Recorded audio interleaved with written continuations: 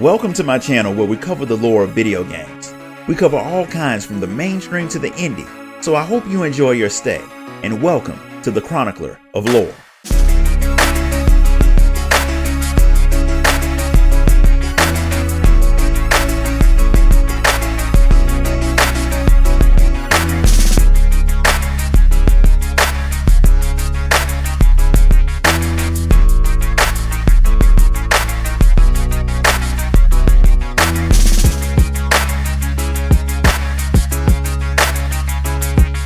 While Peter's swinging through the city, he gets a call from Chief Clark, whose team is about to demolish a hospital that Sandman ruined during his not-so-little rampage. But the building's unstable, so he wants Peter to use his webs to help keep everything from collapsing early.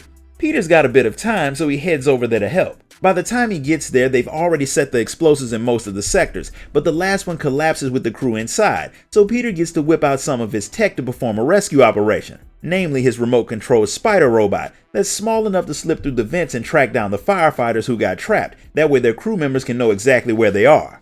The robot is strong enough to move some debris and it can hover a bit, so Peter's able to track down the people without too much trouble. But it turns out there was another guy trapped in the building that wasn't a part of the fire team, so Peter goes deeper into the horribly torn up building to look for him. It turns out that there are actually a lot of people in the building, and they've been digging through the building's resources looking for stuff, which is what made it start collapsing faster. Peter overhears them talking, and apparently they are part of a cult called the Followers of the Flame who like to blow things up. Since this building's already gonna explode soon, they don't have to do too much work, but they plan on finding the guy who tried to leave their group before the demolition happens. They catch the guy and they're about to kill him because the only way that anyone quits their cult is by dying painfully. The guy is just lucky that Spider-Man came busting into the room and saves him by doing what he usually does and giving severe injuries to everyone in the room. The cultists claim they have a prophecy that said they would have to face him eventually, and they even have a name for him, the Fool's Beacon. He likes the fact that he's in a prophecy, but he's not too big of a fan of the name or the fact that his part is to apparently burn to death with everyone else, so he proceeds to punch them all until they stop moving. One of them is about to get away, but he's knocked out by a woman in purple, who shows up and reveals a strange mark on one of the cultist's arms that appears after she lights a fire painfully close to it. It turns out that the woman is Yuri, the former cop who worked with Peter during the Devil's Breath incident, before she got disillusioned with the justice system and started putting down criminals in a more permanent sense. Now the criminal she hunts calls her Wraith. Peter wants to know where she's been, but all of the fighting's made the building start to collapse. Wraith is perfectly fine with leaving all of the unconscious cultists to die, but Peter manages to get them all out before they're crushed to death. Later, Yuri gives him a call to let him know that she's tracked the Followers of the Flame to an abandoned clinic in Chinatown, and he can come over to help her deal with them if he wants. Since she makes it pretty clear that she plans on killing the people, Peter decides to tag along to keep her in line. Yuri's been tracking this cult for weeks, which wasn't hard once she got on their trail since they leave a lot of dead bodies behind. They're focused on something called the Crimson Hour, but she has no idea what that means. She figures that whatever it is won't matter if she can get her hands on their leader.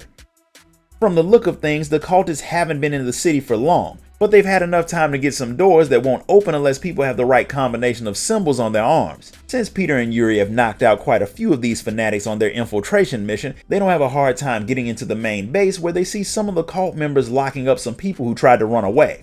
Apparently, a lot of people didn't realize that joining a cult was bad until after they were members, because clearly people who spend all of their time setting things on fire are perfectly normal friends to have. Fortunately for them, Peter and Yuri let them out of their cells, but hitting the button opens up a Skype call with the leader of the cult, a man who calls himself the Flame and who looks a whole lot like Jake Paul for some reason, and he apparently knows Yuri personally. Leading this cult is apparently not his first rodeo, but Yuri plans on making it his last if he tells her where he is.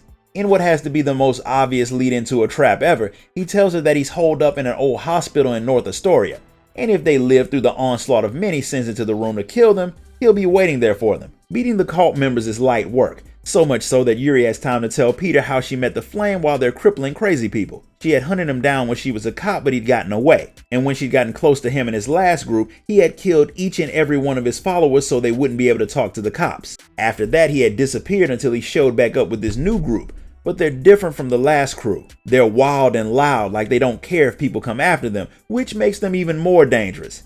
That's why once all of the prisoners are free, Yuri wants to head straight to the hospital. It's so obviously a trap that Peter manages to convince her that she should at least scout the area around the place first, and they should go in together. She scouts it out, but she doesn't wait for him, so by the time Peter gets there, she's already taken out the first set of guards and went inside. Granted, she didn't kill them, but Peter knows that if she gets her hands on the flame, he won't be so lucky, so he books it inside. He finds her right as she's in the middle of brutally questioning the flame, who was actually right where he said he'd be. When she sees Peter, she stabs the flame in the side, which causes Peter to attack her. Now, I'm no medical expert, but I'm pretty sure that getting a foot-long curved blade rammed into your side will do way too much damage for you to stop yourself from bleeding out by just putting some pressure on it. But Peter keeps the flame alive by webbing his wound closed and tries to get him out of the building before Yuri can finish him off. That gives the man the opportunity to use his detonator and blow up the room they had been in. That also lets Yuri catch up to them, so Peter webs the flame up and fights Yuri to keep her from murdering the violent psychopath who has murdered hundreds of people, and he will definitely murder more. Yuri accuses Peter of being someone who cares more about being good than actually doing good, because if he really wanted to help people, he'd put an end to violent criminals permanently. She is perfectly fine with losing sleep over the villain that she kills versus thinking about all of the people that she let die by not doing what was right. Unfortunately, neither one of them will get to deal with the flame because by the time they finish fighting and make it outside, he's gotten out of Peter's webs and escaped, which means they both have to start the hunt for him over. And this time Yuri's gonna do it on her own, meaning it's a race. If she finds the guy first, she's definitely gonna kill him, so Peter's determined to not let that happen. Since Genki monitors everything, he knows that Peter's been fighting the followers of the flame. So when he sees reports saying that some of them have been seen on the roof of a building in Brooklyn, he sends Peter the location. Peter doesn't find them there, but he does see some of their stuff, including a map that shows that they've been watching a local scrapyard.